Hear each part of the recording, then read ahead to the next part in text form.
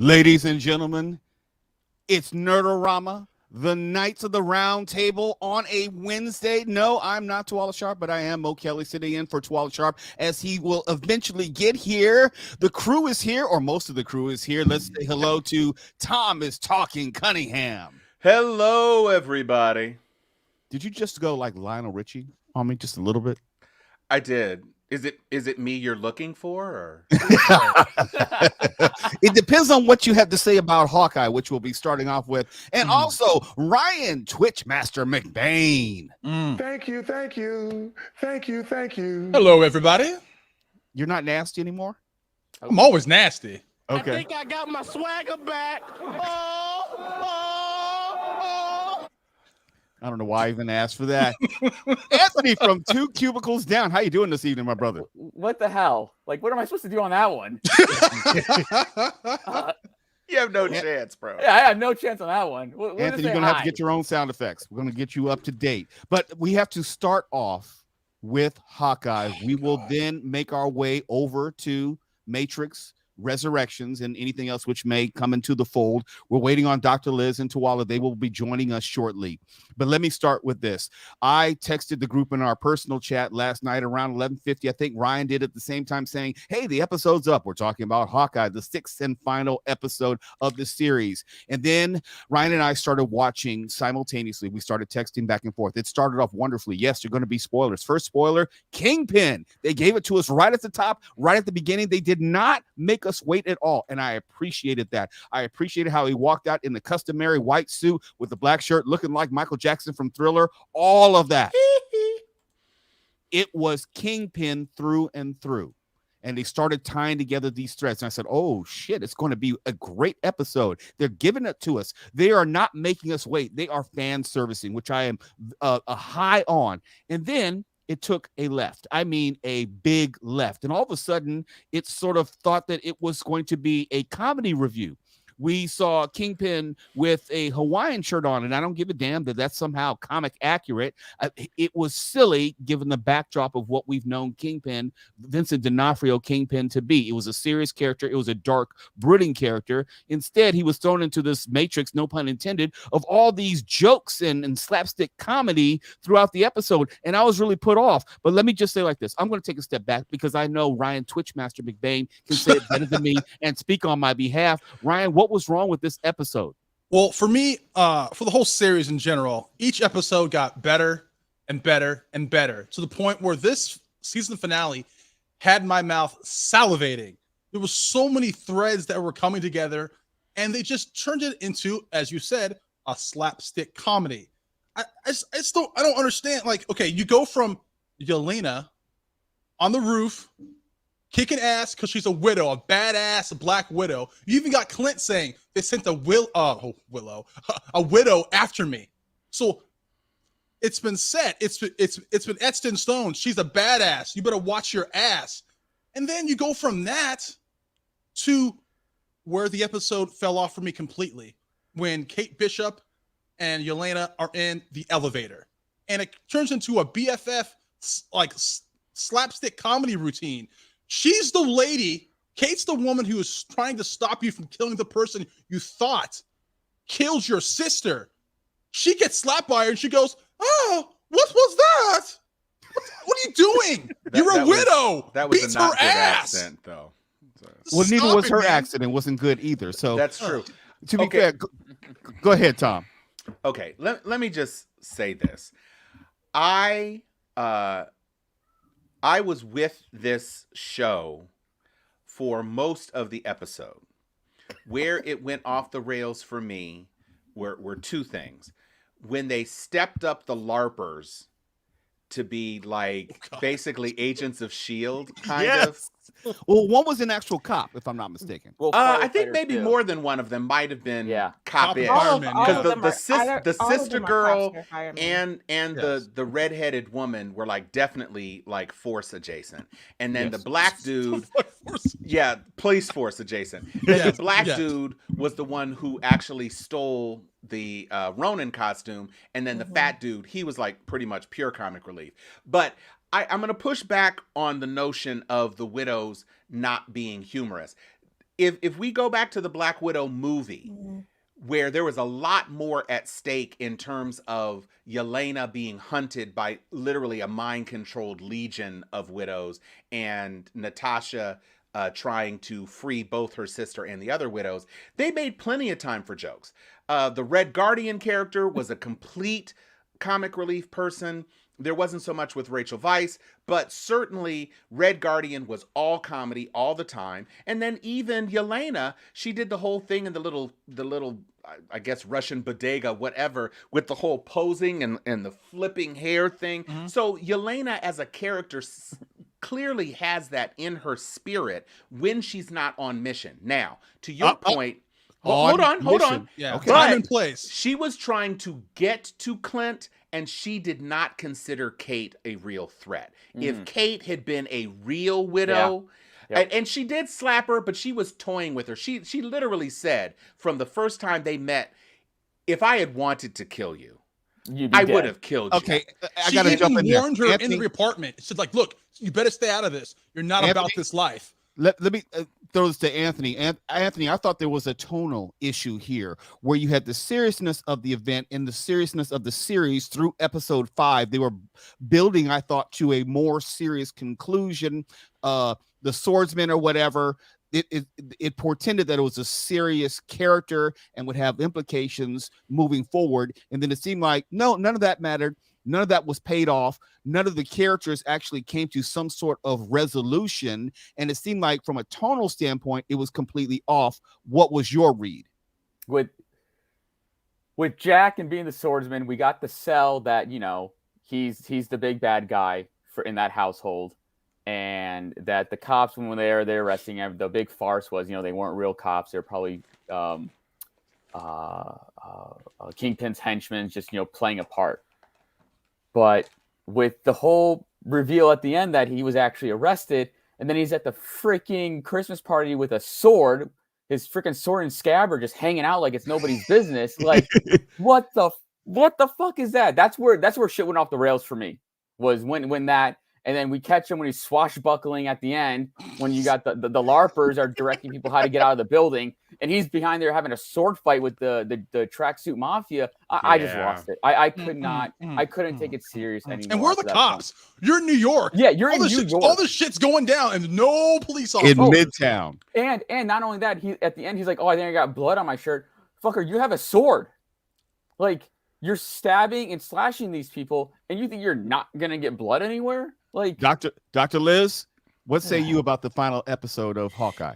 Okay, so the extra scenes at the end of Black Widow, so there's extra scenes that are now on the Disney Plus app, goes to solidify Tom's point at the comedy that is kind of and overall emotion. So even when she's swayed not to kill him, I understand that that's disappointing, but that also comes through if you watch the extra scenes that they cut from the Black Widow movie. Wait. You said cut from the movie? So in other words, I'm now responsible for scenes that were cut from the movie. I can't look at the movie for what it was. I'm sorry, but when does Marvel not have extra scenes that are put on the cutting floor that they do not add to the movie after? If it's not added to the movie, it's not canon. Thank you.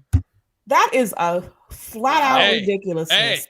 That's not true. Thank you. That's your business. That is not true. Because that has happened in the past. That's your business.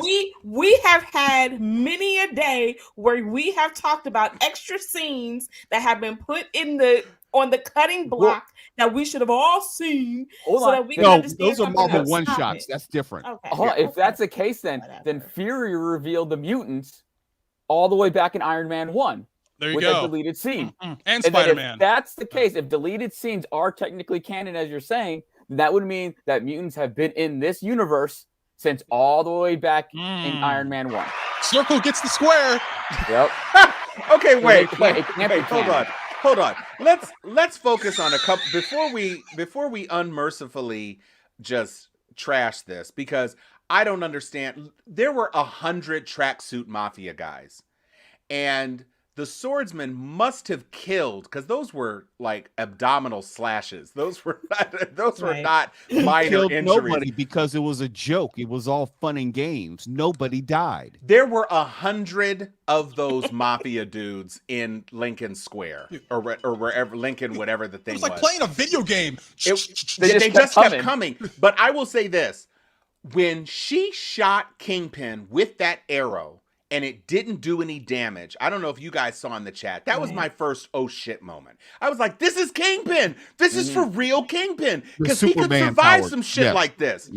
And then when he picked her ass up and threw her and grabbed the arrows as he threw her, I was like, oh shit, part 2. That whole sequence of him and Kate was full of oh shit moments. And then when Echo kills, he was my Iron Fist stand-in. When Echo kills him, I was like, oh shit again. And then Hey, Tom, things why kind of went off the rails. Why was Okay, Echo so wait a killing the second. number 2 an oh shit moment for you? Because I wasn't sure if it was going to be... I wasn't sure if they were going to wrap him up like that, or if they were going to save that resolution for her series. I didn't know if they were going to make kind of like her pursuit of Kingpin, whatever, kind of like the underlying thread of her series. And of course, the biggest disappointing moment for me, other than Clint not dying and Finn not getting shot in the face with a Pym arrow, was that they pretended like, and here's the biggest spoiler of the show, they pretended like Kingpin was shot. And Thank there's you. No See, fucking I thought way. It's that's no why way. I That's was straight from the comic. concerned, because I was like, It wait a didn't happen second. on screen. No, Please they tell completely me Squid that you Gamed didn't us. kill It was him. exactly the Squid Game shit. Okay. And they It- even panned up in the exact same way. It was like, this is bullshit. That scene is taken exactly from the comic. We all know he ain't dead. But this is my point. If you aren't a person who appreciated the comics, then her gun was 1.5 feet away from his face. And even as dense as his muscle or whatever the fuck it is that he was claiming he has as Kingpin, if you get a headshot from 1 foot away, you dead. Yeah, but Right. they didn't introduce that character to kill him off in the same episode. No, they did off not. I screen. know. So I we was all like, know. wait a second. We all Hold know. on. Yeah, I was like, an that would have been unnecessary disappointing. misdirection. He ain't dead. But You know- overall, my feeling, before I go back to you, Liz, I'm going to come right back to you. My No feeling worries. was this episode was disjointed with the overall series direction and what it was building towards. It was building towards a serious ending. And then they all of a sudden got this idea, oh my gosh, it's Christmas. We need to wrap it up in a very nice, neat and tidy family traditional bow. Clint goes home for Christmas. We find out his wife is a retired SHIELD agent and everyone's Agent 19. happy.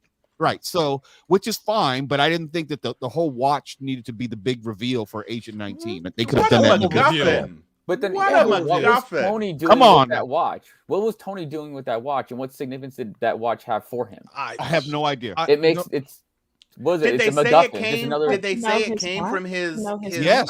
his vault. Came Yes, from it his was vault. his vault. Mhm. So maybe, I mean, I guess we're supposed to believe, and you kind of glided over it, but Agent 19 is Mockingbird. Yes. And Yeah, I it get makes, that.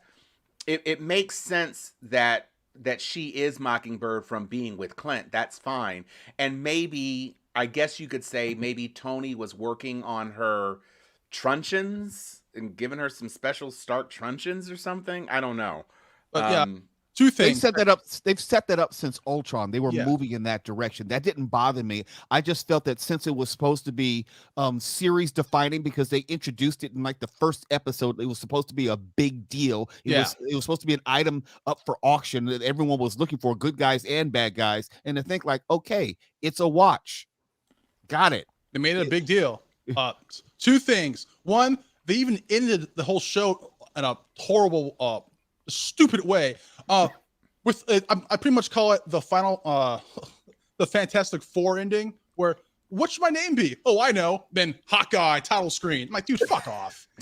just fuck off. Dr. And- Liz, I said I was coming back to you. I disagree with you guys. Oh, okay, in the hold on. sense that I'm gonna say this and I'll stop. I promise. And then That's a lie. Well, probably not, but forgive me, Santa. So like with the watch, it pretty much makes, I think, Agents of S.H.I.E.L.D. not canon or in a different universe or something, because Agents of S.H.I.E.L.D. They had a different. Exactly, they had a Mockingbird. All right. That's a good point. Okay, no, I was going to say that I did not think that they built this up to be all that serious. The first scene of episode 1 was they're on Broadway looking at this inaccurate Broadway show of the first Oh, you man. know, I Rogers mean, the I musical. just did not, and then all the music and all the Christmas stuff in the background, and I didn't take this to be a serious one, like you know, like Mo's shirt, Falcon and the Winter Soldier. That started off serious, it stayed Yes. serious, Mhm. it kept serious. This one I did not anticipate it to be this super serious thing. Because they never made the tone was always the supposed to be lighthearted. In fact, to me, it always went back to Mo and Tawala's big argument over Die Hard. Is it a Christmas movie? Yes, or it not? is. Yes. But Die Hard was both. It was serious in the sense of tonality. There were real stakes. There was real danger. They were Okay. murking folks, and it was a Christmas movie. It To wasn't mutually Liz's exclusive. point, she makes very good points. It started out silly, but then it got more and more serious, and each episode got better and better and better.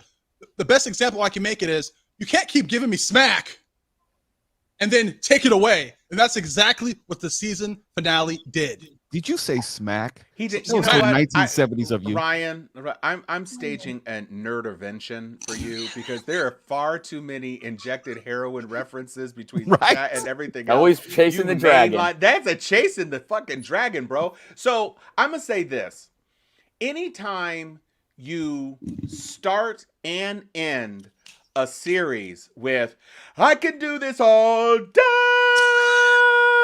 I'm like, this is not supposed to be as intense as like WandaVision. You weren't tackling as big of themes, and by setting it at Christmas and by introducing the whole thing of I've got to make it home to get to the kids and the wife, you definitely didn't set it up. It introduced stakes that I appreciated, but Hawkeye was always kind of he was a badass. He was really a badass in Avengers when he was under Loki's control. But because he didn't have any powers, and because Kate Bishop was a novice, and Kate Bishop was chasing him, and you had a dog with one eye, and you had larpers That they never paid off. No. paid off, except that he's lucky. And I thought he had swallowed the watch, honestly. I thought we were waiting for Lucky to shit the watch out. That was what I thought. Kind of like Captain Marvel. Kind of Must like have been Captain one of those- Marvel. I really thought that's what it was. Must have been one of those extra scenes that they cut out. Well, yeah, So. exactly. He passes the watch. But this watch.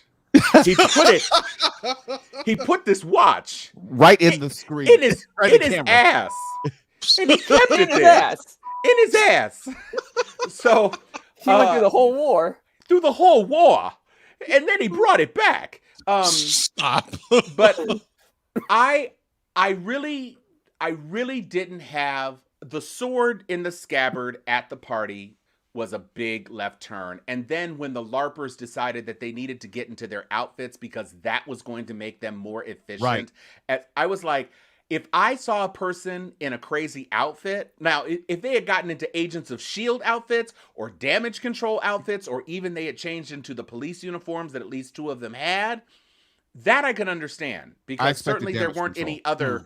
There certainly weren't any other cops. You had 140 tracksuit mafias and nary a police car until Mom gets arrested. And for Mom to say, that's what you do on Christmas, that's what a hero does, they arrest their mom on Christmas.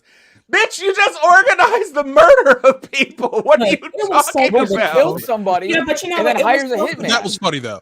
You know what? I think the issue again with Hawkeye, the only issue I have is that the ending could have been so much more this last episode, because it came out right after Spider-Man. And you already introduced Kingpin. We already saw Daredevil. Like, the potential for this could have been really integrating the Netflix universe really into the ending of Hawkeye. It would have made much more sense. It would have made sense for Daredevil to show up at least. So I think that it's just disappointing as much as it's more than anything. Very disappointing. Yeah. I was waiting for Matt Murdock to make an appearance, only because we saw him in Spider-Man last week, and that would have been the perfect setup to introduce him into this MCU portion beginning this week. Even a cameo or something. And here's the thing: when we had Agents of S.H.I.E.L.D., you did not have a collaborative agreement between Whedon and Feige. Right. Now, since Feige's running everything, to Liz's point, it was a perfect opportunity. Since you are going to lean into the Netflix universe, at least in terms of Daredevil, and you know that Daredevil is going to appear on screen, or at least Matt Murdock, a week before Kingpin officially appears on screen, well, just go ahead and make that, just consummate that union all the way together. That's the only way I can describe it. That was an opportunity missed because there are no barriers at this point. So you might as well go ahead and do it. And Tuala's not here to defend himself, and I did this intentionally. He'll just have to get over it. He'll hear this on the podcast later on. But Tuala was trying to make the excuse, and I hear his point that when Kingpin showed up in a Hawaiian shirt, that is comic book accurate. I'm not disputing that. I'm just saying that in going back to tonality, it lessened the intensity or the importance of his on-screen presence, given that he's coming from the Netflix verse. That Kingpin, that depiction, and that's what we're expecting. Since they're using the same actor, I'm going to hold in the same regard, and I expect the same type of on-screen intensity. And when you put him in that Hawaiian shirt, I don't care if it's taken directly from the comic book storylines. It really took away a lot for me enjoying his presence on the screen, given how the episode began. I totally agree. Well, and you also have to factor in too that he sent a hit squad to kill Mama Bishop. Yes. And so you think he would be attired for a black tie event as a guest. Okay. And the Hawaiian shirt just didn't get it for me at all. Let's just go even further. The last time we saw Kingpin, it was such a good episode. When he got taken down, that season was so good.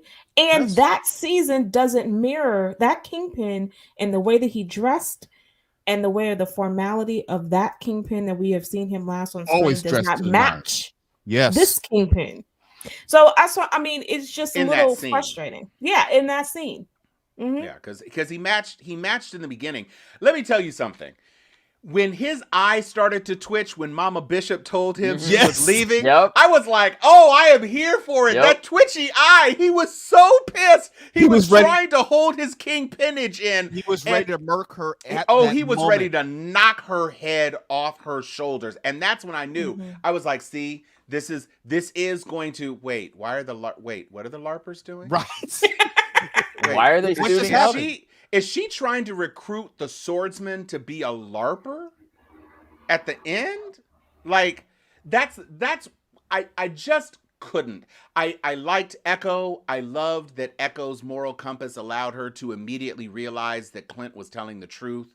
In the episode, I loved that Kingpin was wily enough to realize that when she said what she said, that she had turned on him and that she needed to go, and he assigned a person to kill her ass. That was so King Pimpish. That was exactly what he would do, and it was exactly what he would do when he combated Kate Bishop. The only thing that went left for me, and what I will say is, because we didn't see what happened on screen, just like he was able to swat away Kate's arrows and swat her away, I'm going with she tried to fire and he swatted her hand out of the way, and that's what we didn't see. He got shot in the shoulder, or he got completely missed, and he incapacitated her, probably by kicking her straight in the knee joint and knocking her damn leg off, because he could certainly do that. I'm gonna go scampered away.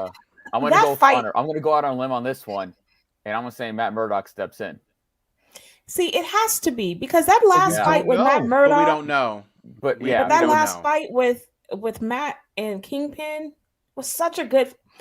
It's such a problem. Like when you introduce Kingpin, and then it's kind of limpy. Well, he could be the big bad guy for Echo's series. No, he's got to be, though. That's the whole point, because they've taken the wind out of the sails of her primary motivation. She wanted to kill the guy who killed her dad, and everybody she thought it was Clint. Now. Exactly. So I guess. Oh, that was my third oh shit moment when Mama Bishop drove a car into his ass. That was gangster. I'll give her that. I was And his ass was horizontal. I mean, he was laid out. But And my then main he got issue, blown up with all of the trick arrows. I mean, when he snapped those arrows in half, I was like, oh yeah, this is Kingpin. This is Yeah. 100. This is more Kingpin than Michael Clark Duncan's Kingpin in the yes. Daredevil movie, and more than even peak D'Onofrio Kingpin in the Daredevil series, because we didn't get to see him be this That physical. vicious. We saw him kill people. The head in the car door scene is ufa fisha vavasa. Yeah. But he They've seen was that on Disney. moving. He snatched her ass up and tossed her like a rag doll, and then took those shots. And I mean, he was very, very Vicious. much. He was very balls on Kingpin, and it wasn't so much the jokes. I didn't have as big a problem with Yelena because, again, Yelena as a mind control Black Widow, one character. Yelena as a freed widow, another character. And she had this tenuous relationship with Val. It's clear that, she was probably killing bad people for Val. She wasn't killing regular people for Val. And then what she really wanted to know was what happened. That's what she wanted to know. It wasn't just that she was going to kill Clint. She wanted to know what happened because that was the last person to see her sister alive. And so when he answered it and she didn't believe him and she was kicking his ass and beating him with that damn truncheon and I mean, concussion. And then he did the whistle and it stopped her. And she said, well, wait. So what really did happen? And ultimately, did you catch that? I thought that was reminiscent of Captain America Winter Soldier. It was. Yeah. It was. And to me, what she realized is that she wasn't sacrificing herself for Clint. She was sacrificing herself for Yelena and the rest of the universe that had been snapped away. Because she knew Yelena had been snapped away. And so that's who she was saving. And when Yelena realized that that's what Nat's sacrifice actually was, that's when she realized she couldn't kill Clint. See, my main problem with this episode is it's very bipolar. Whenever it starts out like something really just badass, just like, oh my God, oh shit moments. It was Then they're throwing badass. jokes here and there. And what really bothered me when Yelena's fighting Clint at the end and she goes, well, tell me what happened. And then Clint goes, yeah, you probably wouldn't believe me because he's probably going to think that it would be too ridiculous to explain what happened. Well, the entire fucking episode is slapstick. Just tell the story, Clint.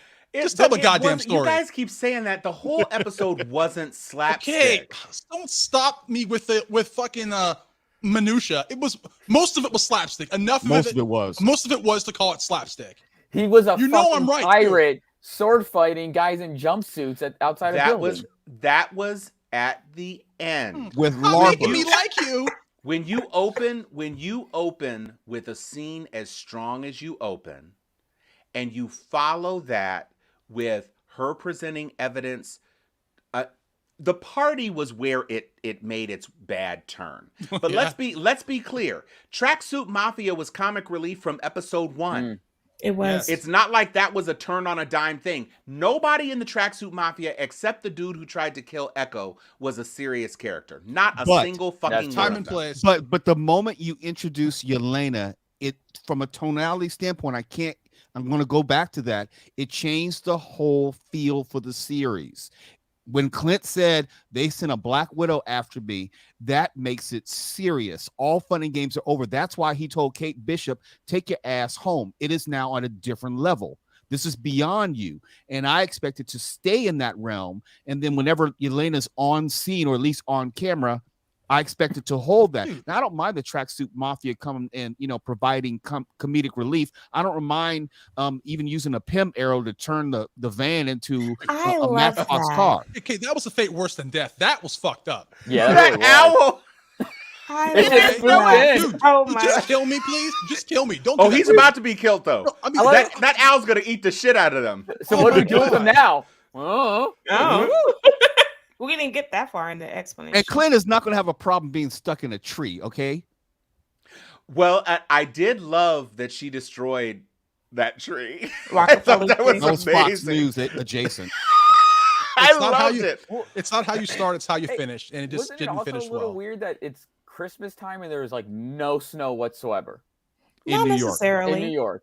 And 'Cause I've- everybody's wearing. People were. I'm not Snow saying is where they're usually dressed in for the- January. I'm not saying they're dressed for the cold, but people weren't dressed for like it was cold outside.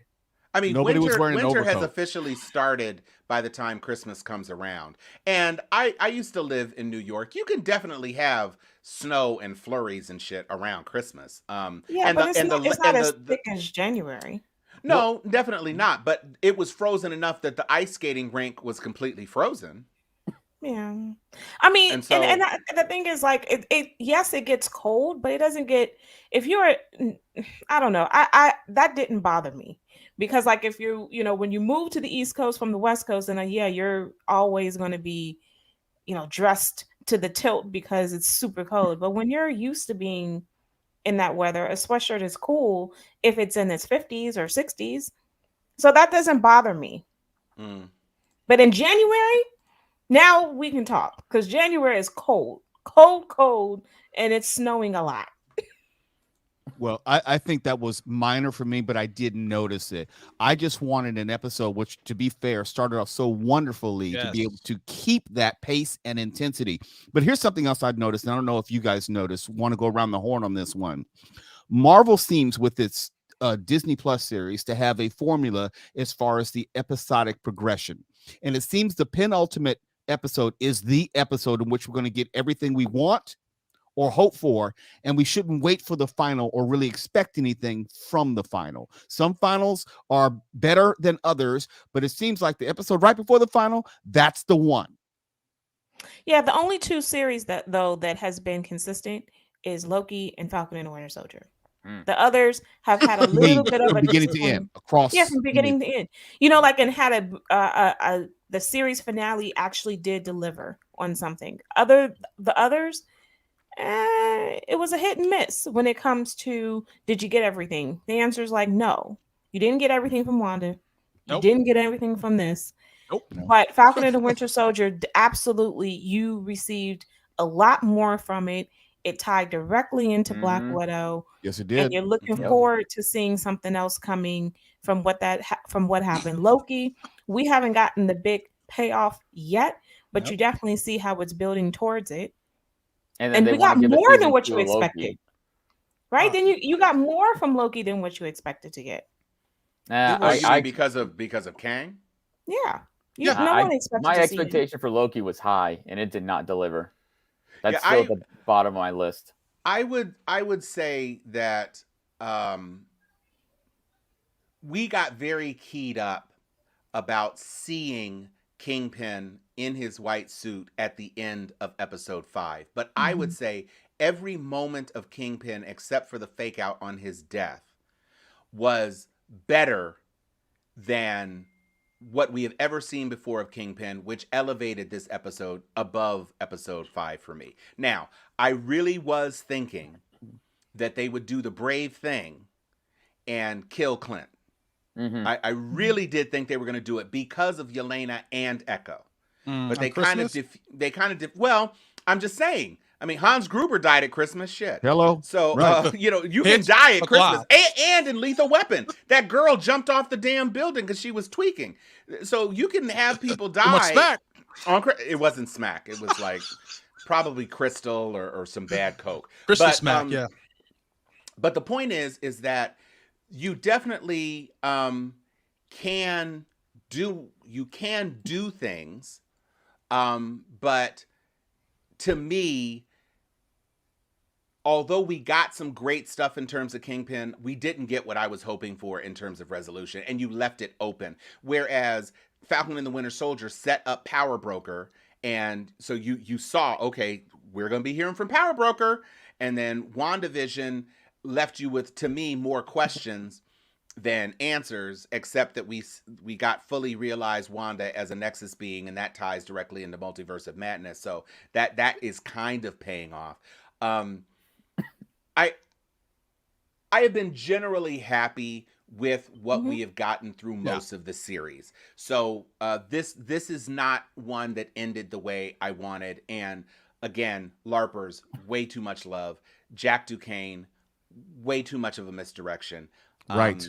But super duper amazing Kingpin. Kate Bishop proved her charisma. Yes. The actor is great. And obviously Clint basically officially, in the moment that Ryan hated, handed the mantle over to her. He's not going to be Hawkeye anymore. He's not going to be Ronin anymore. He's going to be Mockingbird's husband and dad to those 3 kids who thankfully we didn't need to see again because they were all way too old. And that's it. And it's going to be Kate, another super badass, I like it. badass chick who is entering the MCU. It's barely any dude heroes left. Shit. Yeah, that's true. Well, Thor in space and shit, and well, Hulk. speaking of dude heroes, we got to give some time to a movie which dropped today. Dropped. Being And the when I verb. say dropped, I'm glad it dropped on the HBO Max platform Nostalgia. because there's no way in the world I would have gone to have seen this. I Well, I would have been did. very mad if I did see Matrix Resurrections in the theater for $20. I saw Spider-Man Far From Home, No Way Home for the second time, and I paid $21 for a ticket, and I paid for 3 tickets, 2 tickets for one for my nephew and his girlfriend. So that was a movie I felt confident about paying money for Sure. and not feeling bad about paying a full AMC movie ticket price. There it is. But if I paid that same money for this Matrix Resurrections, I would have been pissed off to the highest of festivity. And I'm just going to run it down real quick, and I'm going to throw it to all of you. It was nice to be able to see Carrie Ann Moss and Keanu Reeves and the Merovingian and some other cameos. It was nice to see Jada Pinkett Smith as Niobe. It was nice that Captain Roland had a black granddaughter. All that was fine as far as fan servicing. As far as the story which was told, it was just underwhelming for me, and it seemed like it was a TV show companion piece, like they took a movie and decided to turn it into a TV show like Minority Report, and there were remnants of the movie, but it didn't have the same magic, didn't have the same feel. The actors they used, they did not have the on-screen gravitas of a Lawrence Fishburne or a Hugo Weaving or anyone like that. And so it wasn't horrible. I didn't dislike it. It was fine for HBO Max, which was part of my subscription. Thank you very much. I'm done. I'm going home. I thought it was okay, but not $20 okay. So if I would have paid $20 in the theater, I've been pissed off. Now, this is something you could probably put on like Netflix or something like that. It had a lot of nostalgia, which I love. And I really think lately we've been seeing movies in Hollywood saying, you know what? We should just make nostalgia movies, which I'm all for if you're not going to ruin my goddamn childhood. So, movie was okay. Just the action was great. Some of the slower. Some of the They old. they are old. Some scenes I'm like, okay, I get it, man. You're trying to like call back to this one scene. You can write your own lines, but other than that, it's just okay. It's okay. The use of flashbacks was a bit much for me, but Yes, that It too. was a lot. I'll say this. I skipped my 11:30 a.m. show at AMC because it was one of my Stubbs list choices. I skipped over it to watch it at home because I had already watched it.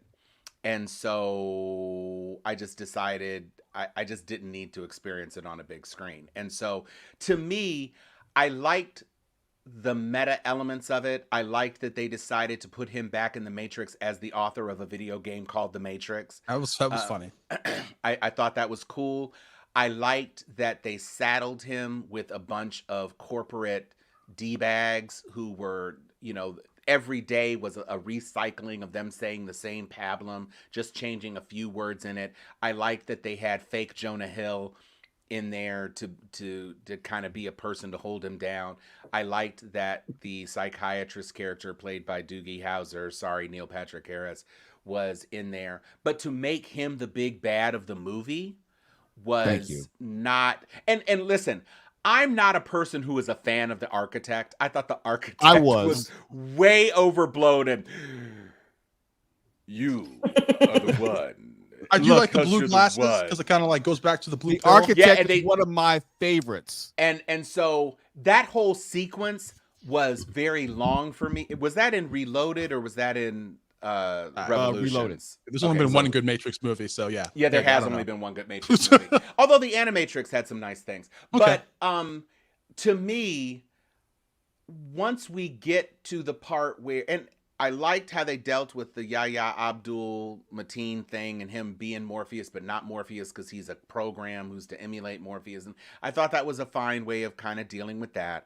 Mhm. I liked the fact that Carrie-Anne Moss was, Tiffany in the Matrix, and that they had her in the Matrix, and that he finally got to meet her. One thing that wasn't resolved for me is that the Colleen Wing girl, that's who she is, right? Yes. Okay. Yes. So when Colleen Wing shows him what he looks like to everybody else, I was like, wait a minute. So was Trinity seeing him as Keanu or as Neo from the Matrix video game, which she admitted to playing, or was she seeing him as Old Man? Because if she's seeing Old Man. And see, that to me, when they made that reveal, it made less sense to me. There you go. It should have been, maybe she is the only one who can see through the Matrix artifact of changing his thing, so that she sees him as he sees her. And they did, and because that's all we see on screen, we don't even know that there is a difference until Colleen Wing or Bugs. Yeah. Which, oh my God, did they lean into the Warner Brothers bullshit in this Yes, they goddamn did. Oh, yeah, man. Get your Warner money. Brothers wants us to do a sequel to Right. The Matrix. It was so The meta. IP. It was Okay. so meta. See, like my other issue, actually, it's probably my last issue, my biggest issue, is with Colleen Wing, because I was waiting for Finn Jones.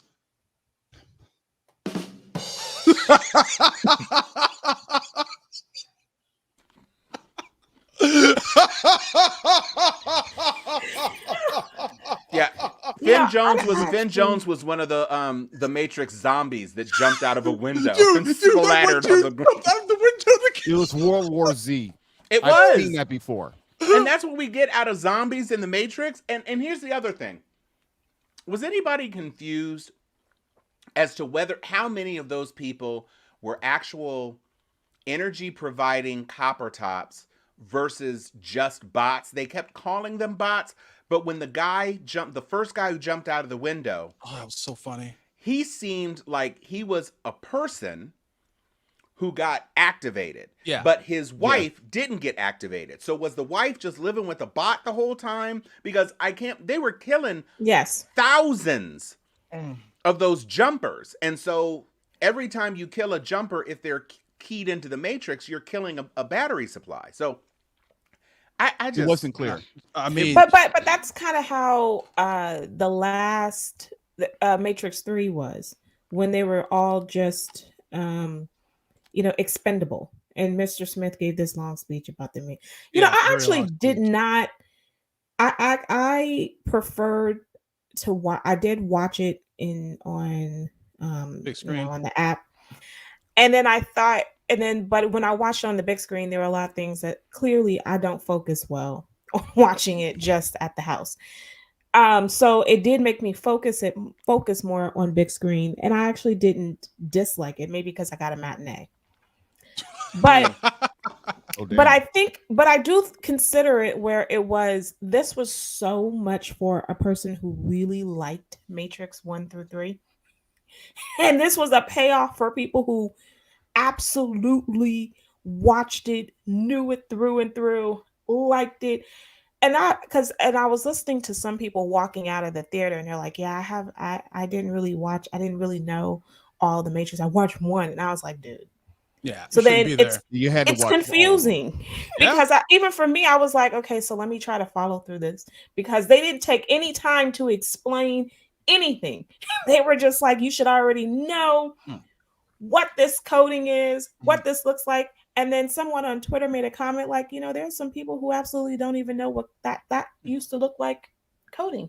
It was a long movie, 2.5 hours too. it was long. It was So It then I was was like, so long. And yeah. I will say this: I did enjoy watching Trinity kick the shit out of Doogie Howser at Of the course. end and knock his digital jaw off.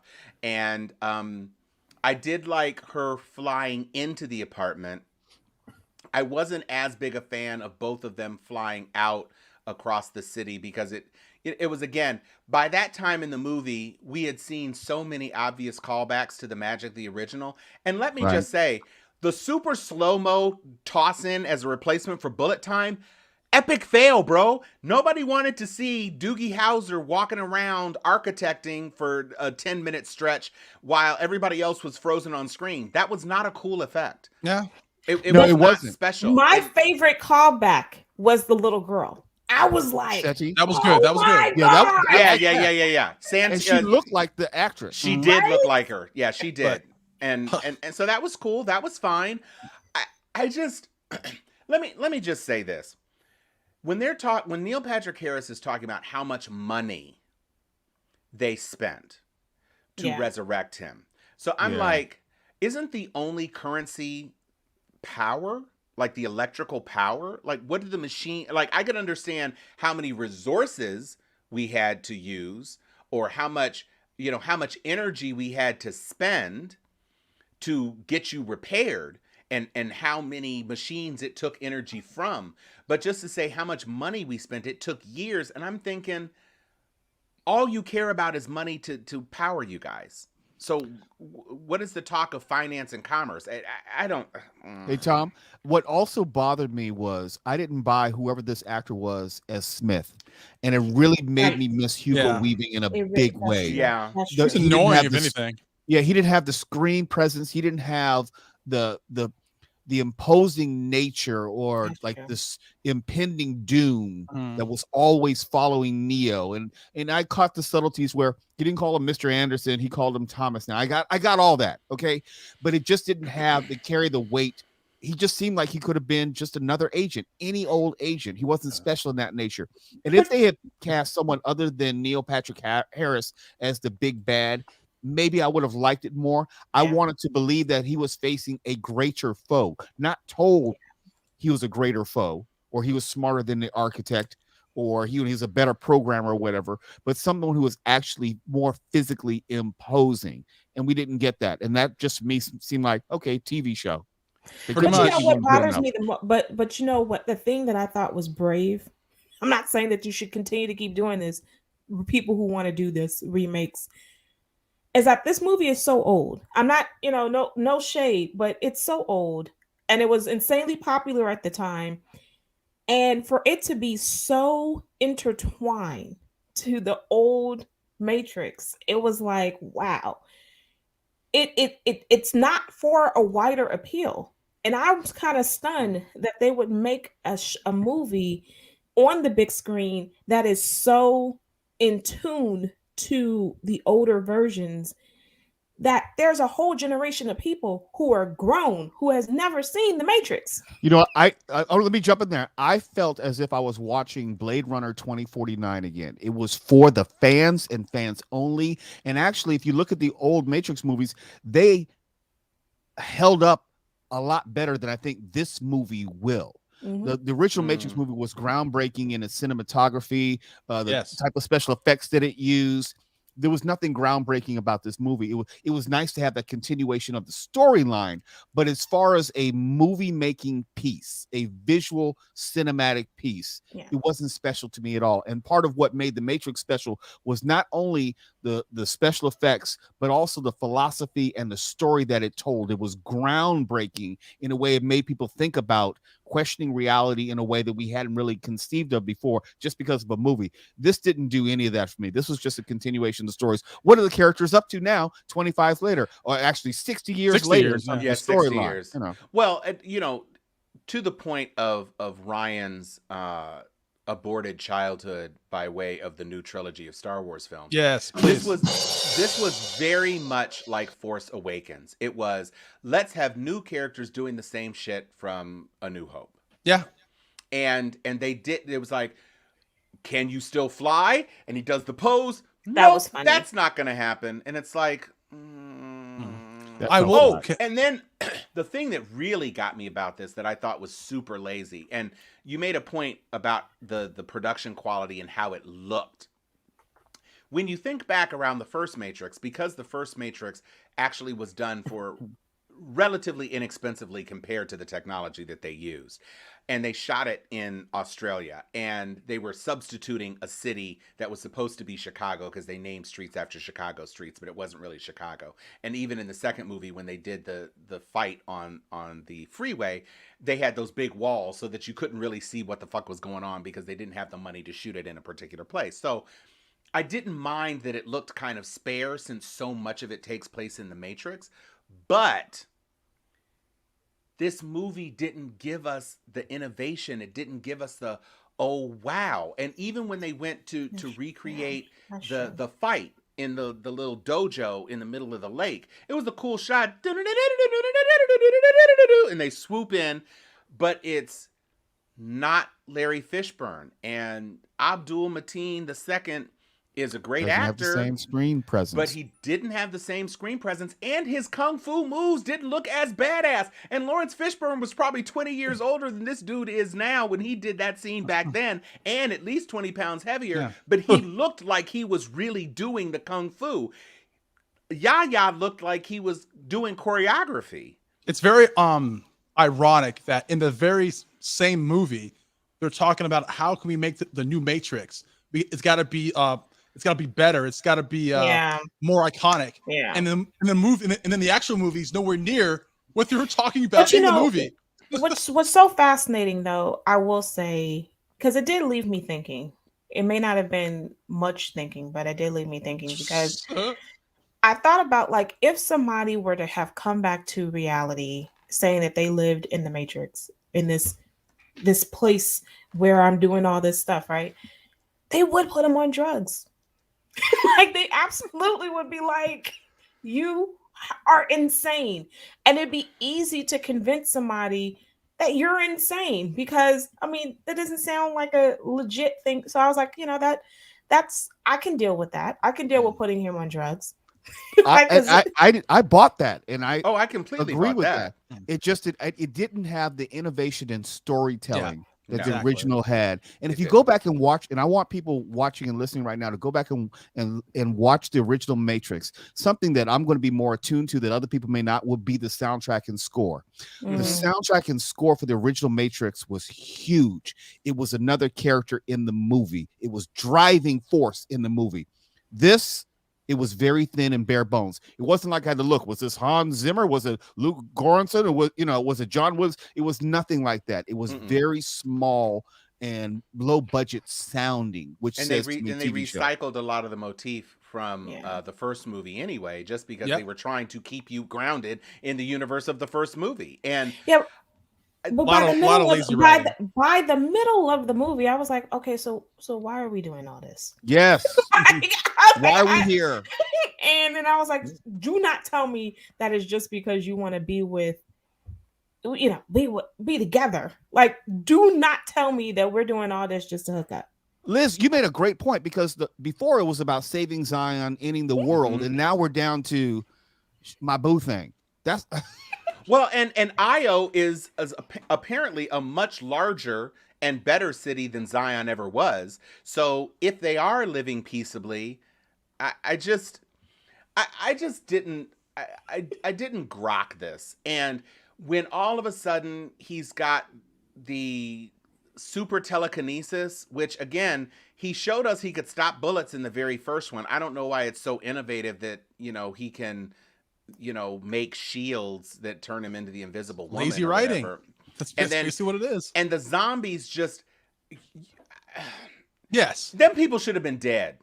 Okay, here's the thing. Because you had 1,000 zombies swarming cars. We have never seen a zombie show where that many zombies were out in the street in full rage mode and didn't just kill everybody. Killed nobody. All I would say is this. Okay, so the only part in this entire movie that I laughed out loud, when the man and his woman are in bed on the third or rubber floor, 15th floor, whatever, just relaxing, and he changes and he just leaps out the window like it's fucking nothing, like he's Superman. I laughed my ass off.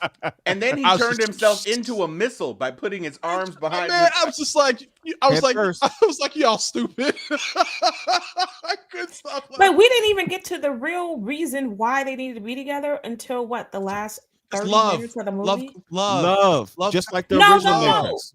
No, it was supposed to be because if they don't come together, then the whole Matrix will be, then the whole city will no longer exist. He was going to destroy the city. I was like, you don't tell us that in the last 30 minutes of this 2.5-hour movie? Lazy writing. Well, Not and the other innovative. thing was, did anybody notice that when Doogie was telling him about how long it took them to get them both together, that in the physical world, when they touched, it caused a manifestation in the physical world. When they touched hands coming out of the pods as they were, being reconstructed or whatever, it created an electrical surge that killed the squid that was next to him. So they have superpowers in the real world, both of them now? Because that's, to me, what this whole thing was about. This whole thing, ultimately, at the very last scene, where they jump off the building together and he actually can't fly and she can fly. I'm surprised Ryan hasn't equated this to the Princess Leia moment of when she pulls herself back into the ship. It seemed like the whole movie was not in just outer about space, giving Tom. Trinity powers. They're not in outer space, Tom. So what? They're not, okay, it makes a lot of sense. No, it I'm don't saying make the any whole sense. thing Trinity- was giving Trinity powers. That was Exactly. putting Trinity on the same level playing field as Neo, because they both had powers at the end of the movie, and that's what they were really saying, Well, that Trinity I have a question. always was important. This was in just that about powers. women. This Yeah, was just about It women. was. It was, And it but, Because I mean, Lana hey. is a woman now. but what was, no pun intended again, what was the end game here? Okay, Nothing. they unplugged Trinity, but for the purpose of just satisfying Neo's physical needs, it wasn't going to help Io in any way. It wasn't going to bring down the machine world in any way. The analyst was still going to do his thing. As a matter of fact, Smith is still out there doing his thing. Nothing has changed. Well, they're gonna rebuild the Matrix. So let me tell you No, it's this going to be right now, Warner rainbows. Brothers. It's going to be Rainbows. rainbows. Warner Brothers. Let me tell you now. Do not make a sequel. They're going to make a Do sequel. not make a series. They are. They They got are. an Do HBO not Max make a platform. cartoon. They Don't are. make a nothing. We are It's called done. IP. They are. No, they could do a Done. Peacekeeper style series out of the Matrix. They could, because there are people. I would watch Bugs. I don't want to watch zombies with bugs, but They're I already would making watch. video games. I played Right. it last night. Right. I would watch a video game series makes set sense in to the me. Matrix of people doing stuff if they had a mission, if there was a goal that we were being told, if it was the humans in Io are secretly trying to work to free everybody. And now Okay. the machines are on the machines. Some of the machines. Some of the Some of them machines. are. I was like, this Integration. I heard this part Maybe away. integration. I'm just going to assume that when they were resurrecting Neo, that they used some of Neo to give Tiffany, whatever, some of her powers. I mean, they didn't really explain anything. They But didn't explain why they needed Neo in the first place, why they were looking for him. But- Why? To accomplish because- what? To do what? because He's they're fans, inspiration. apparently they're fans. Inspiration super and fans. fanship. to make the fourth movie. Yeah. Ugh. Hey, Now that love part conquers is all. Actually, it's going to everybody. be Love- super easy, barely an inconvenience. Mm. All right, before we get out of here, I guess Tuala's not going to be able to join us At all. Shame. Damn, Twala. So sad, so sad. That's- I was that's eagerly very sad. awaiting to hear his side of I know, Hawkeye. 'cause he Not was at all. gone. But let's start with you, Anthony, from Two Cubicles Down. What are you watching this week, other than what we've Expanse. been watching? We got The Expanse coming out Friday again. Yes, sir. So we Yes, got that. sir. Watched episode 2 was kind of slow. It was. But you know what? It served its purpose. And so they found the ship. So we got The Expanse on Friday. Looking forward to that one. Ryan, what you watching? The Expanse. I'm on season 2. I think episode 6. I believe Oh, it's you're picking making up. I way. like it. Mhm. I love Miller. That's my favorite character right now. And since we're talking about the Matrix, I played the Matrix demo that was so good that I thought I was actually watching a movie. And I was just standing still. I'm like, why is the movie moving? I'm like, oh, I can play now. That's how realistic it looked. Oh, wow. Amazing. Okay. Dr. Liz. Swan Song. Dun, dun, dun, dun, Apple TV. How did I know? Yeah, How did Mahershala. I Because know? it's Mahershala. And he's nominated. And the Ricard being He's a good Ricardo, actor. being Yes. the Ricardos or Yes. Yes. Oh, with came out, Javier Bardem. came Yes, out. as I still have a problem with. Desi is a much more attractive person. I think they should have had a much better attractive guy. That's the problem when we do these pieces with very recognizable people. It's Actors, hard to yeah. let it go. You know what Lucille Ball looks like. You know what she sounds like. You know what Desi Arnaz looked and sounded like. Javier Bardem, with all due respect, doesn't have the coolness of a Desi Arnaz. He just doesn't. You know, no. great It was actor. good though. It was good, but it was like you should have got a better Desi. That's kind of important in that. Like particular actually, story. I don't know if it would have worked, but I would have wanted someone like an Antonio Banderas, at least with that type of swag, to do the role. I don't know if he could have done it, and I don't know if Spanish-speaking people would have accepted him in the way they've been pushing back against Javier Bardem. But I would have wanted someone who could at least sell to me that he's a singer and dancer and performer, and would act more like Desi Arnaz did. Right. Yeah. Tom, what you looking at? I am also watching The Expanse. I binged like Episode 4 2. episodes. No. Oh, so you got to the Donager. Okay. Yeah, so and I was very surprised. I now understand what Remember the Can't is about.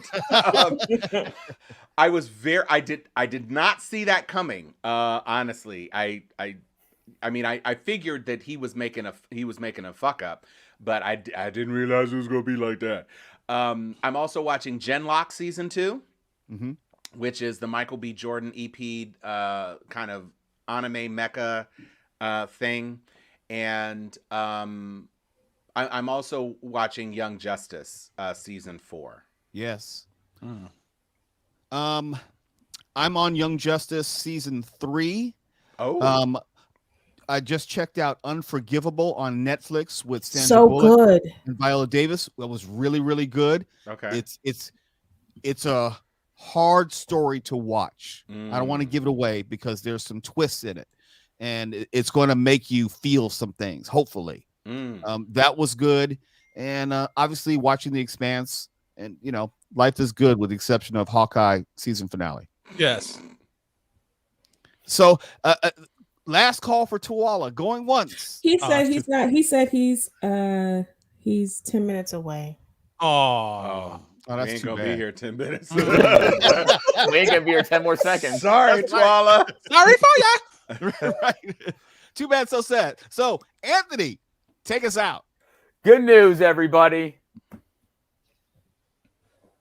Ryan McBain. I'm nasty. Dr. Liz. I've had dreams that weren't just dreams. You know what? I will let Tom take us out for good. So I will say multipass. And Tom? Where is my kingpin suit? Somehow I knew that was coming, and it was so appropriate. And that's where we have to end it, because I'm not going to say, no way am I going to say Tuala's tagline. So thank you for watching. Thank you for listening. This is Nerd-O-Rama.